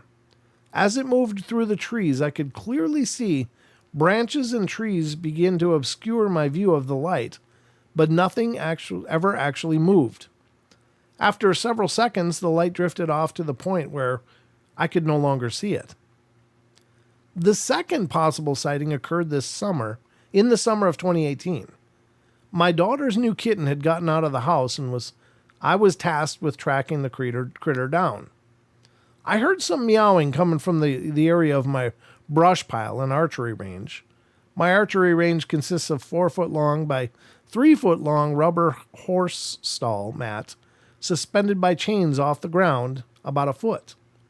This is all located on a decline of about 20 degrees. I was panning that area with my flashlight and found the little kitten hiding next to a wood pile in front of the range. As I picked it up, I heard a noise behind my target. I raised my light and saw a bright orange-red eye shine looking directly at me. The eyes were much larger than a deer or coyote. Well, I initially told myself that it was a cow from across the fences. But after a brief moment, I realized the eyes were much closer to me than the fence line, and way too high to be from a cow. I immediately raised the light, but the eyes were gone, and no sounds were made. The next day, I walked back down to the range and did my best to recall the height of the eyes. I had my dad, who was 6'4", stand behind me, behind the mat for an estimate, and he was nowhere near as tall as the eye shine. In the following years, my wife and I heard independently multiple tree knocks, all coming from the ranch behind us. Most of these knocks were made between 10 p.m. and midnight. And in the summer of 2021, after the fourth or fifth tree knock-like sound, I went to shoot my bow one morning only to find that my 3D buck had been knocked over. This is nothing extraordinary other than the fact that its rack had been pulled off and taken about 20 yards toward the back fence and placed about 8 feet high onto a large wild rose bush. I had no explanation for this. At that point, I began to set out trail cameras and various tokens to see if I could get something on camera. I set up a stump and began with fruit or nuts I had in the house. Each morning the food would be gone, but I'd have nothing on the cameras. I even went as far as to keep the fruit in those mesh plastic bags and nailed it to the stump. The next morning the net was torn off, and I still had no pictures. I did trail pictures every evening for test and size comparison data, but it never captured what was taking the tokens. After about a week of this, the activity stopped around the cameras and no more tokens were ever taken. Another incident that I experienced was in August of 2021. About 9:30 at night, I sat on my screened-in back deck every night to decompress before I turn in. It's always quiet and peaceful out there, so I was enjoying the quiet when I clearly heard something very large falling through the tree limbs. It was quickly followed by one extremely loud thud, which was followed by a second thud, and then the sound of a large rock rolling down the hill. It was clear to me what had just happened. A large rock was thrown from the back fence and struck a large hickory tree located about 15 yards behind my deck. I mow that area weekly, so it wasn't difficult to locate the large rock that I couldn't mow over. It was the size of a volleyball. This actually scared me, and I went back inside. I've had old tools left on a top of my wood pile, sounds of children playing in the woods behind my house, and one evening something slammed in my garage door just after I shut it behind me. I thought for sure there would be damage due to the extremely violent sounds, but there was none. On News Day this year, I was sitting on the deck, and it was about 10:15 in the morning when I heard an extremely loud howl from the northeast. It startled me, as it wasn't a dog or a coyote. A few seconds later, another howl came from the southeast and appeared to be several miles away. At that point, my dog came around to the back, walked toward the wood line growling, and let out the most vicious bark I've ever heard him make. Instantly, a third howl rang out much louder than the first two and was much closer to us. My dog instantly turned around and jogged onto the deck and sat down beside me. July 30th, I was sitting on the deck before church, drinking my coffee, when I began to hear loud limb breaks coming from the wood line to the northeast of my house. It was really early on Sunday morning, so I wasn't expecting anyone to be up doing yard work, and I looked around and didn't see or hear anybody out and about. About 10 minutes later, I heard a large, heavy thud sound in the lower portion of my property. I waited about 30 minutes, and when I hadn't heard anything else, I walked down to the area. My kid has a playhouse down there, so I keep it mowed and trimmed. Sitting in the grass was a rock the size of a baseball. In addition to all this, I've captured various strange pictures of orbs on my game camera, all of which I've attached to this email. Oh yeah, look at that. Huh. It's loading for me still. Is it? Oh, there we go. Yep. Yep. There it is. I'll make a circle so you guys can see. Now I don't know what he's shooting at. It could be the moon behind there. I don't know. It's hard to know if you don't have a daytime. Oh, look at that. It's kind of like it moved quick enough that it actually dragged itself. Oh, yep. Through several frames or through the same frame, I guess. It was zipping along, right? Yeah. So, yeah. Now that could be something just being close to the lens, enough to reflect the light, but something triggered the photo, right? Yeah. Some exactly. motion. There's another one up in the higher area there. Some reflection coming from here, but that could just be a marker of some kind. You know, the reflective things. I don't know. Yeah.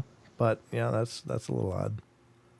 And whatever this person's experiencing, it sounds similar like the psychological warfare they'll do when people are camping in their areas. Right. Yeah, I'm sure that they probably didn't like that people were building houses in this area.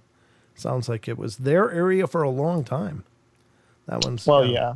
So I guess this one here is maybe a close-up of this one. So you can get a better idea of it. Okay. We don't know what made all of this, but I'd love to discuss my situation with someone who doesn't think I'm crazy. I appreciate your time and wish you the best, Wes. Yeah, I'm sure. That's a hell of a grouping of stories. And again, that's the weird thing. I mean, so these things are probably always around, but they don't always make their presence known. So they just, I don't know, maybe a younger one trying to prove his mettle is the one chucking rocks and stuff. Oh, maybe. You know, I mean, just think of a teenager. I'm going to throw rocks at this house. You know, I mean, it sounds like a teenager kind of thing. It could be. I don't know. Yeah. I mean, yeah. I'm wildly speculating, of course. I have no basis for any of that, but it does sound juvenile. Yeah. I mean, maybe that's all the rock throwing is just juveniles. It could be. I mean, it could be, but I think it also serves the purpose, of course. Generally speaking, most people getting rocks thrown, they're very small rocks. But the problem with that is that what else throws rocks? People and what else? Well, maybe Bears. Sasquatch. But bears don't throw rocks. Squirrels don't. I mean, things also drop from trees, like, you know, nuts and stuff, or pine cones and things like that. You know, so just the squirrel bringing up a volleyball-sized rock. Yeah, no, that. Okay, so that's not squirrel related, I'm sure. But you know, I wonder what the distance was when he was talking about the volleyball-sized rock. When he's talking about from the back fence, thrown into his yard, hitting a hickory tree. How far a distance was that? You know, how much? Because I don't know. What is let's just say, let's just see if Google can give me an idea. How much does a volleyball size rock weigh? And it's going to be a range because some rocks are heavier than others, but Yeah.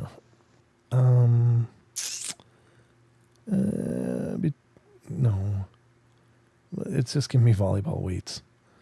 I don't need volleyball weights. How heavy is a volleyball size rock? Maybe that's how I ask it. How heavy is a volleyball size rock? Okay. See what that's, again, volleyballs. Thanks. How many pounds does a volleyball weigh? Yeah, I suck at this, so we're not going to get any answers here, but I would imagine it's about, 50 pounds or better. 40 to 50 pounds, I would imagine. Well, I guess let's do this. How heavy is a bowling ball? I mean, what are they? That's our head. Huh? Our head is about weighs about as much as a bowling ball. I know. My head weighs more than yours. There's more brains in it. No, I'm just kidding. 6 to 16 pounds. So volleyball is, of course, bigger than a bowling ball. So, yeah, maybe 30 pounds, I guess, would be a rough estimate. Maybe-ish. I don't know. But a 20-pound rock, how far could you throw a 20-pound rock? Because I'm betting about, 6-8 feet, right? I'm betting I could throw it farther than you. Probably. You're a lot younger. I'm older. But I think I'm, been hauling a lot more weight than you have for longer. So I don't know. I don't know how much that is, folks. I guess it's all, wildly speculative, but it's interesting. Lizard Moon says easily 40 pounds. Easily 40 pounds. Wow. Yeah, that's so if that was any distance at all, if that's 20 feet or better, that's huge. I will say there is a rock in the property that I dug up, and it was a little bigger than the size of a volleyball. Okay. It's probably like, I don't know, a little bigger. Mm-hmm. So, but I could not lift it. I literally couldn't. I had to roll it. There was no way I could lift it. Wow. Yeah.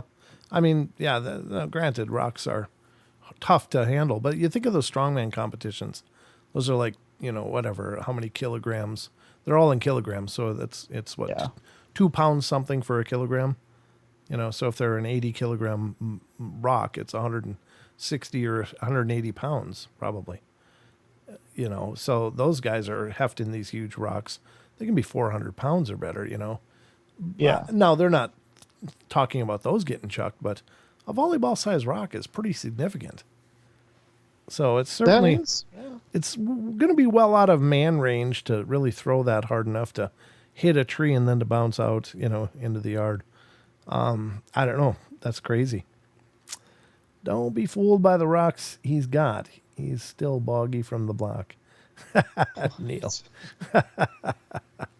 Well, I mean, even that, it's not even just lifting them, but throwing them to around the top. I mean, I don't know how big hickory trees are. I don't know. Around the top, trees. Maybe 3/4 of the way up, and then it falling all the way down from there. Like throwing it that hard so that it can reach that high. Yeah, I mean, we don't know much about it. Could have hit the trunk for all we know, but it hit it with a huge knock sound. So whatever is happening there, that's both interesting and terrifying because these things are obviously around, and they were taking treats for a while, but then they stopped. So I don't know if that's a good sign, or maybe they just don't like his treats. Maybe one of them got sick from it. Yeah, what's he feeding us, dick? All right. They always seem to land with precision, too, especially when the rocks are on the larger size. Well, that's a great point.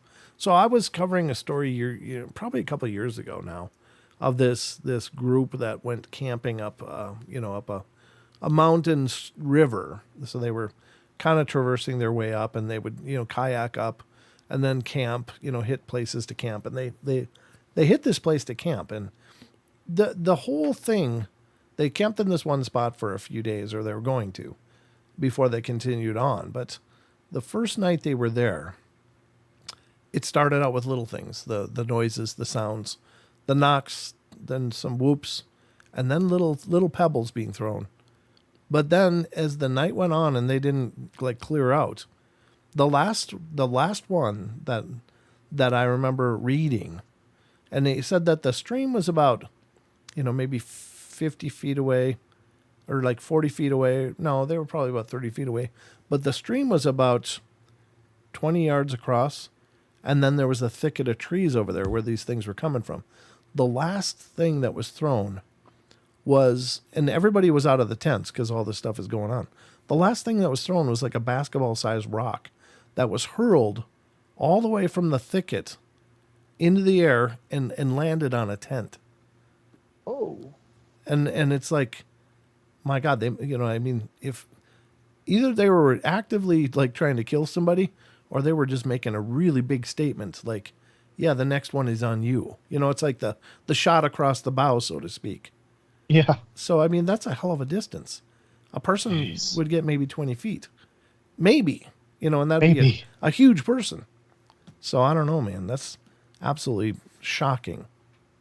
So, whatever the case is, you don't mess with the Squatch. Just don't do it. Don't mess with the Squatch. Just don't do it. Don't do the jerky thing.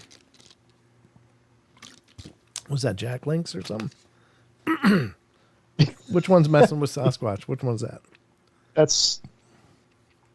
Oh, shoot. No, it's Jack Links. Yeah. Jack Links. Yeah. Jack Links. Yeah. So that was a great story. That's a hell of a series of things. That person would be very interesting to talk to, but that's very cool that he wrote that into us. It's on my back porch. What? You know what?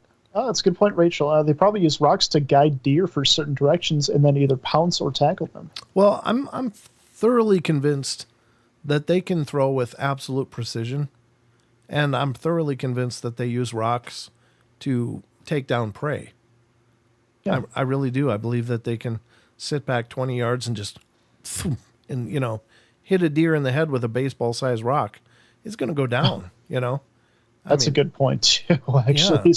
As hard as they can throw a volleyball-sized rock up, 20, 30 feet, imagine how hard they could throw a softball-sized rock. Oh, my God. Yeah, or even smaller. It'd probably shatter the skull, Yeah.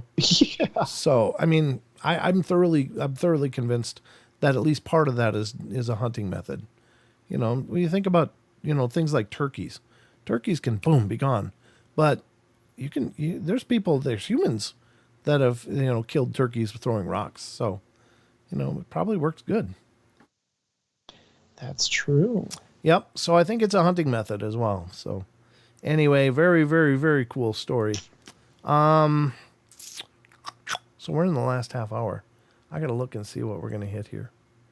Not this one, but this one. I wanted to cover this one from Phantoms and Monsters. By the way, ladies and gentlemen, on an upcoming Wednesday show, we're going to be welcoming Mr. Lon Strickler himself to the show. So that'll be coming up in, I think, I should probably check because I'm seeing it now. I gotta verify. When was it? I've got it written down here, but I'm just gonna look. The 27th. On the night of the 27th, we're gonna welcome Mr. Lon Strickler himself into the portal. God, what a workhorse! And he's time for the portal. That's awesome. Yeah, Lon's a busy guy for sure. So not this next week, but the week after, Mr. Lon Strickler will be here with us Wednesday night. So mark your calendars. That'll be a great show. Have questions ready for him too. If any of you have any questions you want to ask Lon about all the weirdness, head over to, phantomsandmonsters.com, obviously, and check it out if you haven't already. But also, just know that you guys are welcome to be a part of the show as well. If you have questions, you want to ask Lon about some of the strange 40 and stuff, then by all means. So, all right, we're going to go to phantomsandmonsters.com. Again, please check it out. It's a great site. You can find out about all Lon's published works, as well as his own podcast, which is Phantoms and Monsters Radio. So check it out. And the first one we're going to visit here is from August 30th. This is Lake Champlain's other monster. Now, Lake Champlain, of course, has a Nessie-like creature, allegedly, that they call affectionately Champ. But apparently that's not all that's in Lake Champlain. So let's check this out and find out just what else is hanging out in Lake Champlain. It says a New York man recalls an encounter that his sister had on the shores of Lake Champlain during the picnic in 1957. She later stated that it resembled the creature from the Black Lagoon. Oh, that's horrifying. Oh. So I received the following account. Back in 1957, my mother, father, and little sister, who was 6, were picnicking near Rouse's Point, New York, on the shore of Lake Champlain. At one point, my sister walked up to the end of the dock and looked into the water, and she turned to leave and heard a noise behind her. She turned and saw 2 black webbed hands appear at the end of the dock, and then suddenly a child-sized head appeared. At this point, she screamed and ran back to us and told us what she saw. Her scream had already alarmed us, and we were running towards her to see what was wrong. After she told us what had happened, my father told us to stay here and went to inspect the dock, where he found 2 web-like handprints at the end. Well, the picnic was over. Many times I heard my father relate this story to friends and relatives, and sometimes they would nod their heads and recount their odd stories of the lake.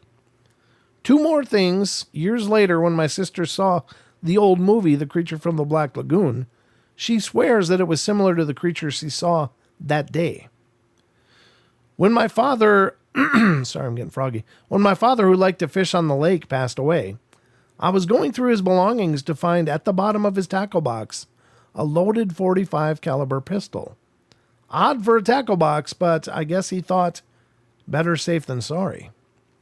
I'm 70 and it makes no difference to me if you believe this story or not. I'm just relating what happened years ago while on a picnic. Thank you. That is crazy. I've heard other stories like this. These are exceptionally rare stories. But there was one woman who was she was a very, very strong swimmer. And it was from like Monsters and Mysteries in America, back when that show was on. If it's still on, I don't know. But she was talking about an experience she had, I think in the 70s, maybe the 60s. And she was out there swimming with a friend or a sister who wasn't a good swimmer, and that person was in like a tube, and the lady who was a good swimmer would kind of swim them around, and they'd just hang out and sit in the water and just talk. She was there swimming, like apparently her kids were there too, but they were much closer to the shore, and so she was swimming, and suddenly she felt this painful grabbing of her leg, and she was like, "Oh my God!" and it pulled her under.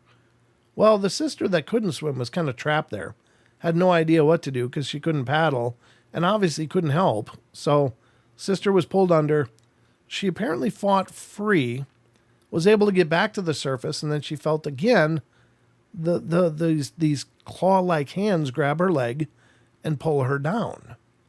And she said underwater, she didn't have goggles on, but she could see that it was like humanoid, but it was also fish-like. And she fought and fought with it. It was pulling her down quite a bit, and she fought and was able to get free, and then was able to get to the surface. Pushed her sister or friend into the beach, and they got out of the water, and she had these deep gashes down her leg where these clawed hands had grabbed her. And she was tripped out by it, just absolutely freaked.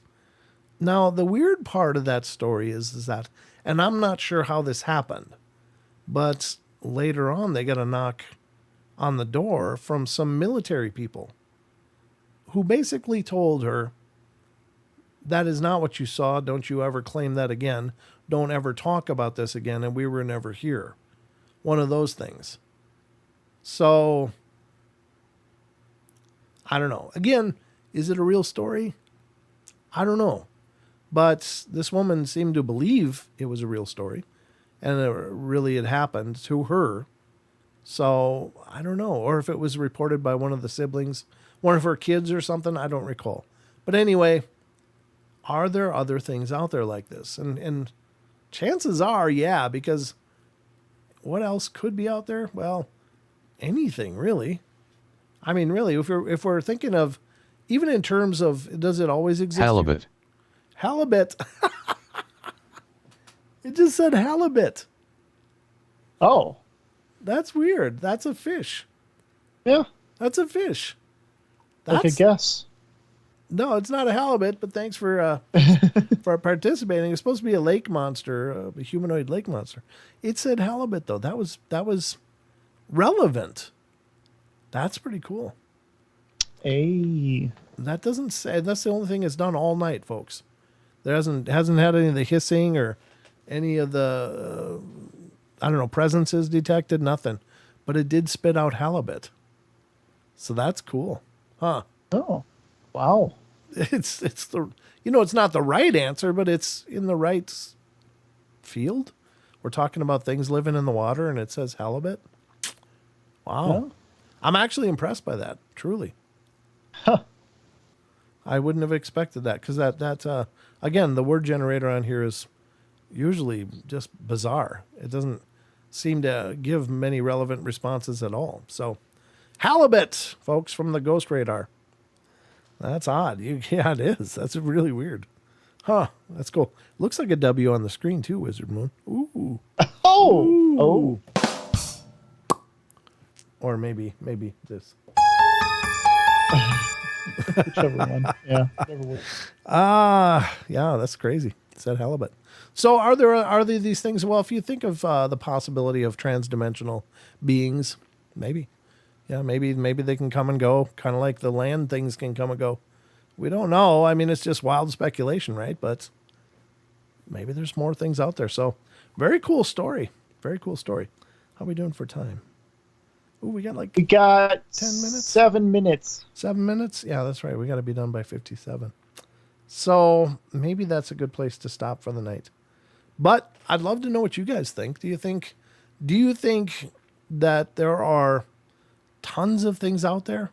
I mean, just crazy possibilities. Obviously, we cover quite a few of them throughout the courses of our shows, but what do you think? What do you think, Sheldon?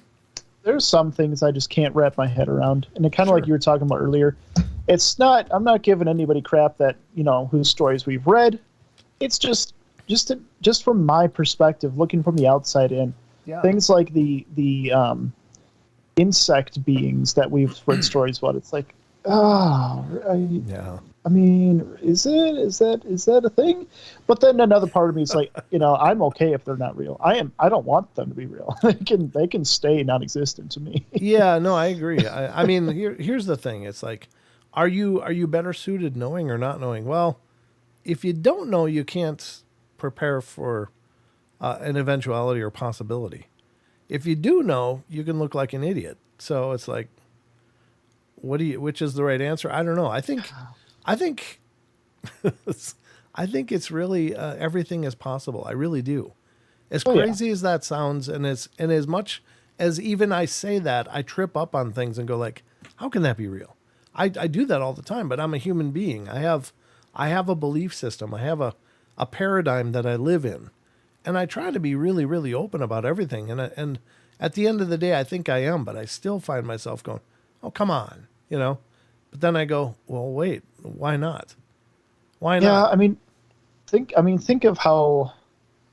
I mean, as far as the truth and how deep the truth goes, as far as reality and as far as interdimensional things, I mean, think about how an ant looks at the world.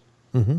Like, it is magnitudes different than the way we as humans look at the world. Sure. And then imagine the next being, I'm guessing aliens would be the next being above that, looking at us and seeing how we interact and look at the world, and then how they interact and look at the world. It's just, it could be magnitudes above even what we think and what we know. Sure. And we are the fools who think that we, control everything with science and that we control, we are children here. I mean, as far as like what the literal truth is, the magnitude of it all. Right. No, that's a good point. I mean, for certainly you couldn't go to an ant and explain nuclear fission or fusion or anything. It's just it's never going to understand. And maybe that's part of the great division between us and these advanced races is that they like, I would love to tell you what's going on, but there's no way you could grab it. There's no way you could understand. And it's probably true. I mean, really, as much as we like to pride ourselves on our ability to learn, maybe we do have that far to go to really learn. Well, and maybe all these things that we read about, they're glimpses, just little hints, little slivers of what the magnitude of everything really is. I love that word now, magnitude. I like that. Yeah, that's it was very profound. You sounded really smart. Oh, thank you. Yeah. My brain got bigger. Absolutely. My brain got Your grain got gigger. bigger, I guess. I don't even know. I'm a little punchy, but yeah, we've about reached the end of our journey. Can you believe that? Oh my God. Yeah, we have. Yeah, 3 minutes, basically. Yep, 3 minutes basically, but My Lanta. what? I said, oh my Lanta. My Lanta. You're just an old man, you know that, right?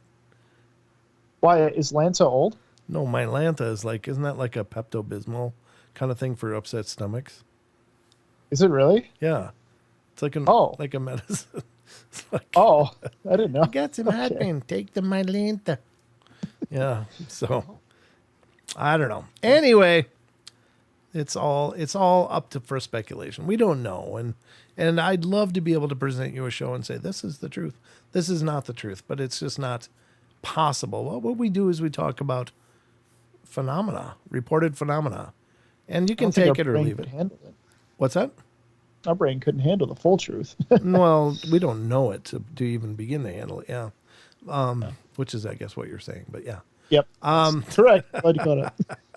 Well, but I mean, it's just, again, this show isn't meant to make you believe or disbelieve anything. It's, you come to your own conclusions. But, just, I think it's good to have an open mind as much as you can because we just don't know. But yeah. I think there could be lake monsters like that out there. I don't know. Maybe they always live underwater. Maybe they just don't come to the surface much.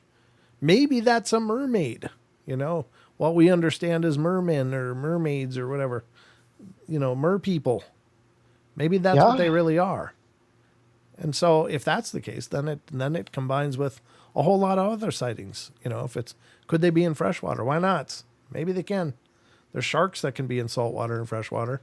Maybe there's aquifers that join the two under, subterranean wise. I don't know. Thanks, Brent and Sheldon. Great show. Thank you, Maggie. Appreciate it. Thank you, Maggie. Tons and tons. You guys are awesome. I will always love doing these shows because I just love the opportunity to come together and discuss these ideas. And, again, some of them may seem silly, but what if? What if? And I think our heart goes out to Aggravated, by the way. Why? What happened? He lost a friend to COVID in Florida. Oh, I'm so sorry. Yeah, I'm so sorry to hear that. Yeah, that's terrible. Yeah, as Sheldon said, our heart goes out to you, and just I wish there were words, but there aren't. But I'm sure your friend is wonderful now and is free of all of this. So at least that's what I like to think. So. Yeah.